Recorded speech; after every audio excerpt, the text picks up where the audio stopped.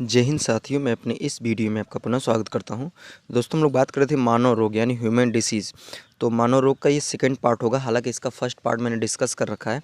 उसमें बताया कि स्वास्थ्य क्या होता है, स्वास्थ्य के क्या महत्व है, रोग किसे कहते हैं, रोग कितने प्रकार के होते हैं, ठीक है, और रोग होने के क्या कारण होते हैं, इन सब चीज़ों के बारे में हमने डिस्कस किया था फर्स्ट पार्ट में। अब हम लोग क्या करेंगे, सेकंड पार्ट को डिस्कस करेंगे। बेसिकली अगर मैं बात करूँ ये वीडियो किन विद्यार्थियों के लिए ज़्यादा महत्वपूर्ण होगा, तो अगर आप किसी भी बोर्ड एग्ज़ाम की तैयारी करें तो आपके लिए काफ़ी महत्वपूर्ण होगा। साथ ही साथ अगर आप किसी भी कॉम्पिटिटिव एग्ज़ाम की तैयारी करें, चाहे वो एसएससी, रेलवे, बैंक हो या फिर कोई भी वनडे एग्ज़ाम हो, तो आपके लिए काफ़ी महत्वपूर्ण होने वाला है। तो चलिए शुरू करते हैं। सबसे पहले यहाँ पे इसमें पार्ट सेकंड में सबसे पहला टॉपिक हमारा होगा प्रतिजैविक, जिसको हम लोग एंटीबायोटिक्स के नाम से जानते हैं। सामान्यतः आपने सुना होगा, जब आपको बुखार होता है तो जब आप दवा लेने जाते हैं तो वहाँ पे देखते हैं कि आपको 4-5 तरह की दवाएं दी जाती हैं। नहीं, तो उसमें क्या होता है कि कुछ ऐसी दवाएं जो आपकी क्या होते हैं कि एंटीबायोटिक्स होती हैं, कुछ गैस निकालने के लिए होती हैं, कुछ आपके बुखार के लिए होती हैं, कुछ मतलब बहुत तरह की आपको 4-5 तरह की दवाएं दी जाती हैं।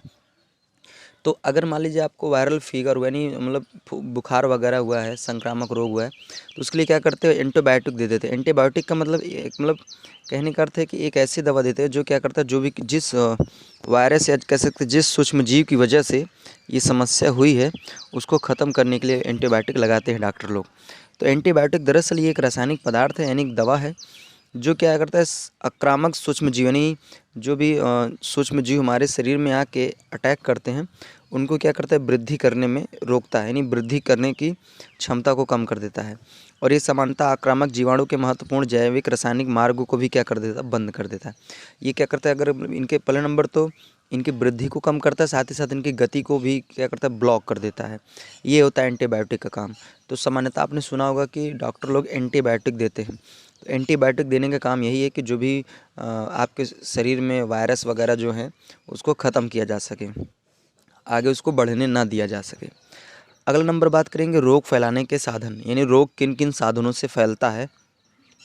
तो हालांकि इसके कई साधन हैं, आइए इनको समझेंगे करके। तो इसमें लिखा है संक्रामक रोग एक संक्रमित व्यक्ति से स्वस्थ व्यक्ति तक विभिन्न साधनों द्वारा फैल सकते हैं। यानी कहने का मतलब संक्रामक रोग का मतलब आप फर्स्ट पार्ट में बताया कि जब कोई रोग एक व्यक्ति से दूसरे व्यक्ति में अगर जाता है तो उसे संक्रामक रोग कहते हैं, ठीक है।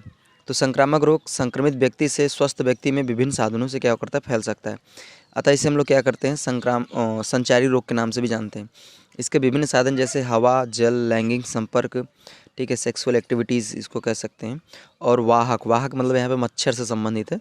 तो हवा के माध्यम से, जल के माध्यम से, लैंगिक संपर्क के माध्यम से और वाहकों के माध्यम से भी रोगों को क्या किया जाता है, फैलाया जाता है, यानी रोग फैलते हैं। अब बात करेंगे वायु संचारी, ठीक है, यानी हवा के माध्यम से कैसे रोग होगा। तो ऐसे रोगों के सूक्ष्मजीव जो क्या करते हैं, हवा के द्वारा फैलते हैं। यानी कहने का मतलब ऐसे सूक्ष्मजीव जो क्या करें, हवा के द्वारा एक व्यक्ति से दूसरे व्यक्ति के अंदर एंट्री करें, तो ऐसे रोग को कहते हैं वायु संचारी रोग।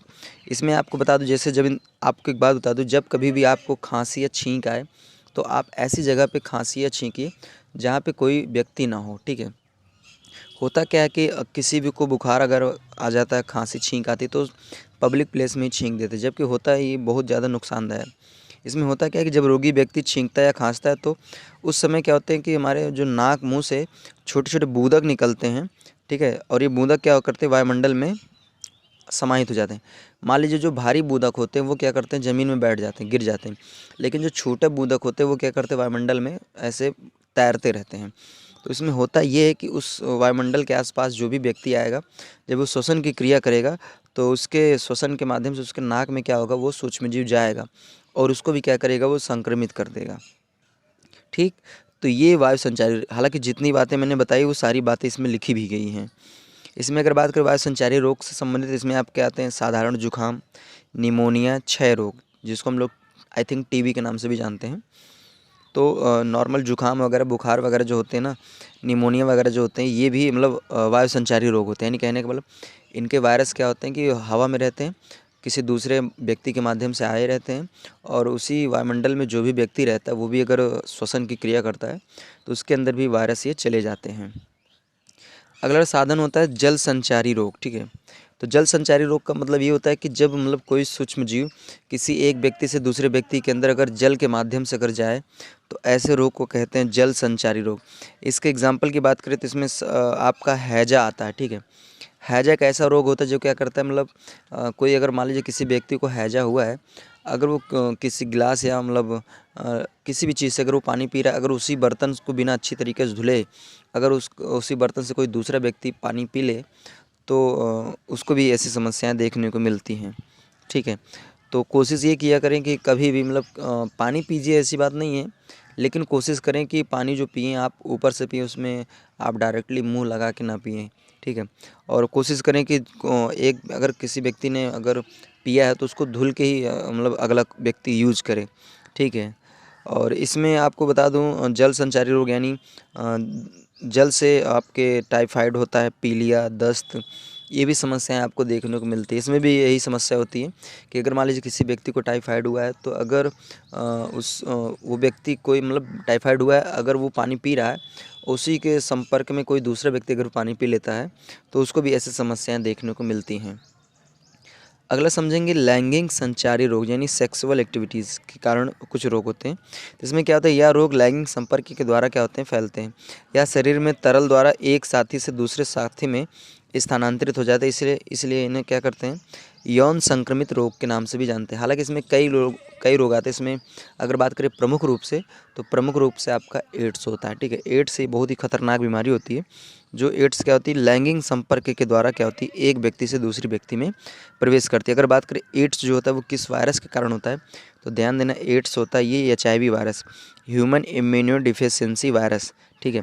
अगर बात करें एड्स का फुल फॉर्म क्या होता है, तो एड्स का फुल फॉर्म होता है एक्वायर्ड इम्यूनो डिफिशियंसी सिंड्रोम, ठीक है। एक्वायर्ड इम्यूनो डिफिशियंसी सिंड्रोम, तो ये होता है आपका एड्स का फुल फॉर्म, और ये होता है ह्यूमन इम्यूनो डिफिशियंसी वायरस, ये आपका HIV का पूरा नाम होता है। यहाँ पे मैंने कुछ नोट पॉइंट लिख रखा है कि लैंगिक संचारी रोग सामान्यता यानी सामान्य संपर्क, जैसे हाथ मिलाना, गले मिलना, या फिर अगर साथ में खेल कूद रहे हैं या फिर और भी कोई अन्य आप सामाजिक रूप से अगर एक दूसरे से संपर्कित हैं तो इनसे क्या होता है, लैंगिक संचारी रोग नहीं होता है, ठीक है। तो ध्यान देना है कि जो लैंगिक संचारी रोग होते हैं यानी सेक्सुअल एक्टिविटीज़ के कारण जो रोग होते हैं वो हाथ मिलाने से, गले मिलने से, साथ में खेलने कूदने से, बैठने से और साथ में बैठ के बातचीत करने से ये समस्याएं नहीं होती हैं। अगर हम बात करें लैंगिक संचारी के रोग को तो इसका कुछ उदाहरण है, हालांकि मैंने 2 को लिखा है, एक है सिफिलिस और अगला है एड्स। तो ये क्या है, लैंगिक संचारी के प्रमुख रोग होते हैं, ठीक है। अब बात करें कि जो एड्स होता है ये मतलब लैंगिक संपर्क के कारण नहीं, ये और भी कारणों से भी ये एक दूसरे व्यक्ति के अंदर प्रवेश करता है। तो एड्स जो होता है लैंगिक संपर्क के अतिरिक्त रुधिर स्थानांतरण अर्थात जो ब्लड ट्रांसफॉर्मेशन होता है, एक व्यक्ति से दूसरे व्यक्ति के अंदर जो ब्लड को दिया जाता है। अगर मान लीजिए कोई व्यक्ति अगर एड्स से संबंधित मतलब एड्स से पीड़ित है, अगर उसका ब्लड किसी दूसरे व्यक्ति के अंदर चढ़ा दें तो वो भी व्यक्ति क्या हो जाएगा, एड्स से पीड़ित हो जाएगा। तो रुधिर स्थानांतरण द्वारा, संक्रमित सुई द्वारा। संक्रमित सुई का मतलब ये होता है कि जैसे मान लीजिए कोई व्यक्ति एड्स से पीड़ित है और उसको हमने किसी सुई से इंजेक्शन दिया है, अब उसी सुई से अगर किसी दूसरे यानी स्वस्थ व्यक्ति के अंदर भी अगर हम उसी सुई से इंजेक्शन दे दें तो उसके अंदर भी एड्स की समस्या देखने को मिल सकती है। बाकी इसमें बात करें कि गर्भावस्था में रोगी माता से अथवा कह सकते हैं शिशु के स्तनपान करवाने से भी क्या होता है, ये फैलता है। कहने का अर्थ ये है कि जैसे अगर मान लीजिए कोई महिला गर्भवती है, अगर उसको एड्स की समस्या है तो उसका जो बच्चा होगा उसको भी क्या हो जाएगा, एड्स होने की समस्या रहती है। बाकी अगर मान लीजिए या फिर ऐसे भी हो सकता है कि कोई महिला अगर एड्स से पीड़ित है और उसका जो बच्चा अगर वो उसका दूध पीता है तो उसको भी एड्स की समस्या देखने को मिल सकती है। तो एड्स हालांकि लैंगिक संपर्क के कारण तो होता ही होता है, ठीक है, साथ ही साथ कुछ और भी उसके कारण हैं जो होते हैं, जैसे रुधिर स्थानांतरण, संक्रमित सुई, गर्भावस्था में रोगी की माता से या फिर कह सकते हैं शिशु अवस्था में स्तनपान करवाने से भी एड्स की समस्याएं देखने को मिलती हैं। अगले इसमें यह लिखा है कि रोग वाहकों द्वारा रोग का फैलना। रोग वाहक का मतलब यहाँ पे आप मच्छर से संबंधित समझ सकते हैं, जो भी आपके कीड़े मकोड़े होते हैं, इनसे जो भी मक्खियाँ वगैरह जो होती हैं, इनसे अगर एक व्यक्ति से दूसरे व्यक्ति में जाता है रोग तो इन्हें रोग वाहक के नाम से जानते हैं। कुछ जंतु जो हमारे चारों ओर उपस्थित पर्यावरण में रहते हैं, रोग जनकों को रोगग्रस्त व्यक्ति से स्वस्थ व्यक्ति तक पहुंचा सकते हैं। अतः यह मध्यस्थ का काम करते हैं, जिन्हें रोगवाहक या वेक्टर के नाम से जानते हैं। इसमें होता क्या है कि अगर मान लीजिए किसी व्यक्ति को कोई समस्या है, तो ये क्या करेंगे, अगर मान लीजिए कोई मक्खी है, कुछ भी है, तो ये क्या करते हैं, एक व्यक्ति से दूसरे व्यक्ति में उस रोग को ट्रांसफ़र करने का काम करते हैं। इसमें उदाहरण की बात करें तो मच्छर है। इसमें मच्छर में कई मच्छर आते हैं, जैसे एनोफिलीज की बात करें तो एनोफिलीज मादा मच्छर होता है, और इससे क्या होता है, मलेरिया नामक समस्या देखने को मिलती है। अगला है क्यूलेक्स, तो इससे फाइलेरिसिस और एंडीज से पीत ज्वार डेंगू देखने को मिलता है। और जो घरेलू मक्खियाँ होती हैं, इनसे टाइफाइड, हैजा और एक होती है सीसी मक्खी, इससे निद्रालु रोग होता है। और सैंड फ्लाई से क्या होता है, काला अजार रोग जैसी समस्याएं देखने को मिलती हैं। तो ये इतने मतलब मक्खियाँ और मच्छर होते हैं जिनके कारण ऐसे समस्याएं देखने को मिलती हैं। तो ये सभी पॉइंट ध्यान देना, यहाँ से भी प्रश्न पूछा जा सकता है। यहाँ पे फाइलेरिसिस का अर्थ होता है, जैसे आप लोगों ने भी, मैंने फर्स्ट पार्ट में हालांकि इस पे बात किया है, फाइलेरिया नामक समस्या में क्या होता है कि इंसान के या तो कोई एक हाथ पूरी तरह से सूज मतलब फूल जाता है, या फिर पैर या स्तन में बढ़ोतरी हो जाती है। तो इस तरह की समस्या अगर होती है तो उसको फाइलेरिया के नाम से जानते हैं, या उसको हाथी पाँव के नाम से भी हम लोग बेसिकली जानते हैं। अब हम बात करेंगे कि जो संक्रामक रोग होते हैं, इनके निवारण की क्या विधियां, यानी कहने का मतलब अगर कोई रोग अगर एक व्यक्ति से दूसरे व्यक्ति के अंदर एंट्री कर रहा है, तो उसको रोकने के लिए हमें क्या करना चाहिए। तो इसके बेसिकली दो विधियां हैं, एक है सामान्य विधि, एक है विशिष्ट विधि यानी विशेष विधि। तो सामान्य विधि की अगर बात करें तो इसमें आपका जैसे यह विधि मुख्यतः रोगी के संपर्क से बचने से संबंधित है। संक्रामक रोगों के निवारण हेतु जन स्वच्छता अत्यंत महत्वपूर्ण है। जाहिर सी बात है कि अगर मान लीजिए आप किसी भी कोई भी रोग हो, अगर आप उस रोग से अगर बचना चाहते हैं, तो पहला नंबर तो जहाँ पे आप रहते हैं वहाँ का जो एटमॉस्फेयर उसको क्लीन रखना है। साथ ही साथ खुद को भी क्लीन रखना है, अपने घर को भी क्लीन रखना है। साथ ही साथ अगर कोई व्यक्ति रोगी है तो उससे हम कोशिश करें कि उससे ज़्यादा क्लोज होने का प्रयास ना करें। तो ये सामान्य विधि आपकी होती है। इसमें आपके जैसे पहला आता है प्रबल प्रतिरक्षी तंत्र। तो हमें क्या करना होता है कि हमारा जो प्रतिरक्षी तंत्र है, यानी इम्यूनिटी सिस्टम है, अर्थात कहने का मतलब हमारे शरीर के वे भाग जो क्या करते हैं, रोगों से लड़ने के अंदर जिनके अंदर ताकत होती है, उनको हमें क्या करना पड़ता है, मजबूत बनाना पड़ता है। अगर वो मजबूत होते हैं तो कोई भी रोग हमें संक्रमित नहीं कर पाएगा। तो इसमें है आपका प्रबल प्रतिरक्षी तंत्र, अर्थात प्रतिरक्षी तंत्र हमारे शरीर में प्रवेश करने वाले सूक्ष्म जीवों से लड़ते हैं व उन्हें नष्ट कर देते हैं। यदि प्रतिरक्षी तंत्र सफलतापूर्वक कार्य करता रहता है तो हमें कोई रोग नहीं होता है। प्रतिरक्षी तंत्र की कोशिकाएं रोगाणुओं के बढ़ने में पहले उन्हें मार देती हैं, यानी बढ़ने से पहले उन्हें क्या करती है, मार देती हैं।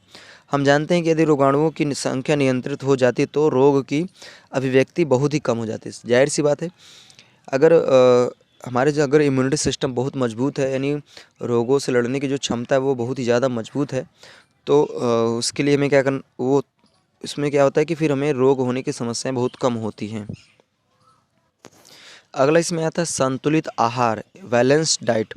तो आपको बता दूं, अगर आपका इम्यूनिटी सिस्टम मजबूत रहे तो उसके लिए आपको बैलेंस डाइट लेना पड़ेगा, यानी ऐसा खाना खाएं, ऐसी चीज़ों को सेवन करें जो आपके लिए कोई साइड इफ़ेक्ट ना दे। ठीक है, अक्सर आजकल होता क्या कि हम लोग ऐसे मतलब भोजन का मतलब डिमांड करते हैं जिसमें ना तो कोई विटामिन होता है, ना तो कोई प्रोटीन होता है, कोई भी तत्व नहीं होते हैं, और हम लोग उसको मतलब एक फ़ैशन बना लिए हैं कि उस खाना है तो हमको उसी को खाना है।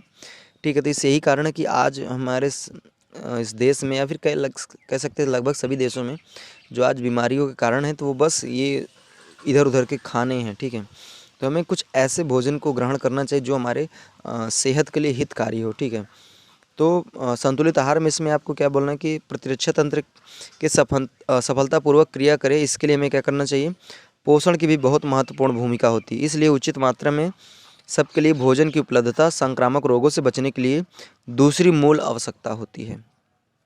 जाहिर सी बात है, अगर आप चाहते हैं कि हम मतलब रोग से बचे रहें, हमें हमारे अंदर कोई भी किसी प्रकार की समस्या ना हो, तो कोशिश करें कि हमें बैलेंस डाइट लेना आवश्यक है। हालांकि खाइए जो से और भी जो चीज़ें उनको भी ग्रहण करिए, लेकिन ज़्यादातर कोशिश करिए कि आप ऐसे चीज़ों का सेवन करें जो हमारे शरीर के लिए काफ़ी मतलब बेनिफिशियल हो, बेनिफिट दे। ये नहीं कि हमें ऐसे मतलब भोजन को हमेशा ग्रहण करना है जो हमारे शरीर के लिए नुकसानदायक बने।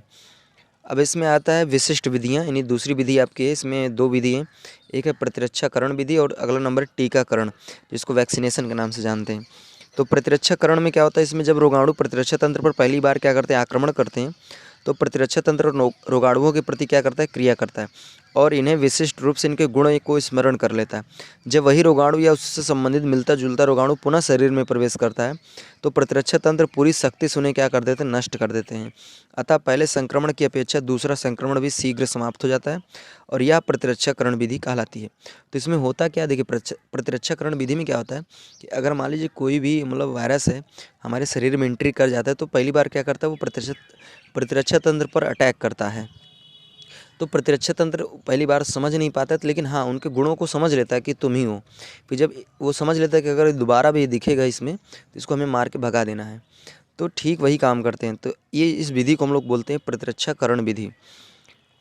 अगला नंबर आता है इसमें टीकाकरण विधि, जिसको वैक्सीनेशन, हालांकि भी आपने कोरोना में सुना होगा वैक्सीन लगी थी सभी को। तो इसमें होता क्या है कि इसमें आपके शरीर में एक कह सकते हैं कि एंटीबॉडी आपके शरीर में इंजेक्ट की जाती, भेजी जाती है, जो क्या करता है कि जो वायरस होता है उससे लड़ने को उसके अंदर क्षमता रहती है, उस वायरस को ख़त्म कर देता है। तो टीकाकरण की बात करें तो टीकाकरण को बेसिकली वैक्सीनेशन कहते हैं, ठीक है। टीका को हिंदी और अंग्रेजी में वैक्सीन कहते हैं। तो ब्रिटिश डॉक्टर एडवर्ड जेनर ने सर्वप्रथम सन 1976 में जेम्स पिप्स नामक बच्चे को चेचक या बड़ी माता का टीका लगाया था। प्रथम टीके का निर्माण गाय के द्वारा किया गया था, इसलिए इसे वैक्सीन नाम दिया गया। वैक्सीन इसलिए दिया क्योंकि लैटिन भाषा में गाय को वैका के नाम से जाना जाता है। तो ध्यान देना कि पहली बार वैक्सीन कब बनी थी, तो ये मतलब पहली बार वैक्सीन 1976 में ही बनी थी और उसी साल लगी भी थी। और ये वैक्सीन जो नाम है ये गाय के नाम से रखा गया है, ठीक है। और बात किया जाए कि ये इसको बनाया कौन, तो ब्रिटिश डॉक्टर एडवर्ड जेनर ने, ठीक है। हालांकि सॉरी बनाना नहीं, इसको कह सकते हैं कि इन्होंने टीका लगाया था और उस बच्चे का नाम था जेम्स पिप्स नामक बच्चे के चेचक या बड़ी माता का टीका लगाया था। और जो वैक्सीन है ये गाय के नाम पे रखा गया है। अब यहाँ पे कुछ हम रोगों के नाम बात करेंगे जिनकी वैक्सीन लगती है, जैसे डिप्थीरिया, पेरिट्यूटिस, टिटनेस, डीडीटी, तो इसके लिए HIV टीका लगता है। पोलियो मिलाइटिस जो होता है इसके लिए OPV टीका लगता है, इसका फुल फॉर्म होता है ओरल पोलियो वैक्सीन। अगला होता है हेपेटाइटिस बी, इसमें हेपेटाइटिस टीका लगता है। और अगला होता है ट्यूबरकुलोसिस, इसके लिए BCG ये टीका लगता है, इसका पूरा नाम होता है बेलिसस कालमेटी ग्यूरिन, ठीक है। तो ये इसका पूरा नाम होता है। अगर बात करें कि यहाँ पे नोट पॉइंट लिखा है कि यह टीके बच्चों के संक्रामक रोगों से रक्षा करने के लिए भारत के सरकारी स्वास्थ्य कार्यक्रमों के अंतर्गत उपलब्ध हैं। आपने देखा होगा जब बच्चा पैदा होता है तो लगभग 1 आध साल तक तो उसको टीका ही लगता रहता है। दरअसल टीका इसलिए लगता है क्योंकि आज से पहले बहुत साल पहले बहुत सारी बीमारियां आई थी जो क्या करती थी, बहुत नुकसान करती थी। तो इसीलिए अब क्या करते हैं कि बच्चे के अंदर पहले से ही मतलब जब पैदा होता था 1 साल 1.5 साल के अंदर ही उनके कई टीके 4-5 टीके लग जाते ताकि जो भी समस्याएं हैं ताकि बच्चा वो उस समस्याओं से लड़ सके, ठीक है। इसलिए बहुत सारे टीके लगते हैं। और आपका पोलियो भी पिलाया जाता है, ठीक है। तो पोलियो क्यों पिलाया जाता है, क्योंकि पोलियो भी एक पहले समस्या आई थी जिसका निवारण करने के लिए भी पोलियो कार्यक्रम चलाया जाता है। इसमें क्या होता है कि जब बच्चा पैदा होता है तो उससे लेके 5 साल तक उसको पोलियो की 2 बूंदें जनवरी से दिसंबर तक दी जाती है, ठीक है। इसमें क्या होता है कि ताकि अगर इन फ्यूचर अगर पोलियो वाला वायरस अगर किसी बच्चे या किसी भी व्यक्ति के अंदर एंट्री करे तो उसके अंदर वो पहले से एंटीबॉडी मौजूद रहती है और उसको क्या करती है, मार के ख़त्म करती है। तो भारत में पल्स पोलियो प्रतिरक्षाकरण, जिसको PPI के नाम से जानते हैं, पल्स पोलियो इम्यूलेशन कार्यक्रम की शुरुआत विश्व स्वास्थ्य संगठन अर्थात WHO वर्ल्ड हेल्थ ऑर्गेनाइजेशन के वैश्विक पोलियो उन्मूलन प्रस्ताव के तहत 1995 में की थी। तो ध्यान देना कि पोलियो की शुरुआत कब से हुई है, तो पोलियो की शुरुआत 1995 से हुई। इस कार्यक्रम के अंतर्गत 5 साल तक के बच्चों को जनवरी से दिसंबर तक ओरल पोलियो वैक्सीन, जो भी मैंने आगे बात किया था OPV ओरल पोलियो वैक्सीन की 2 बूंदें दी जाती हैं। और WHO ने ये कहा था कि भारत में 2014 तक क्या करना है, पोलियो मुक्त भारत को करना है, यानी भारत में 2014 तक पोलियो जैसी बीमारी जो है उसका नामो निशान मिटा देना है। हालांकि टारगेट 2014 तक ही रखा गया था, लेकिन फिर भी आज भी क्या होता है, बच्चों को पोलियो की बूंद पिलाई जा रही है, ठीक है। हालांकि पोलियो लगभग ख़त्म हो गया है, फिर भी मान लीजिए इन फ्यूचर ऐसी समस्याएं देखने को फिर से ना मिले, इसलिए ये कार्यक्रम आज भी क्या है, जारी है। आज भी कार्यक्रम ये पोलियो वाला चल रहा है। तो मानव रोग से संबंधित जितने भी टॉपिक बन सकते थे हमने 2 पार्ट यानी फर्स्ट पार्ट और सेकंड पार्ट मिला के सारा कुछ हमने डिस्कस किया। उम्मीद करूँगा हमारी सारी बातें आपको अच्छी तरीके से समझ में आई होगी। अब हमें दीजिए इजाज़त, इसी तरह मिलेंगे हम लोग अगली वीडियो में, तब तक के लिए जय हिंद, वंदे मातरम।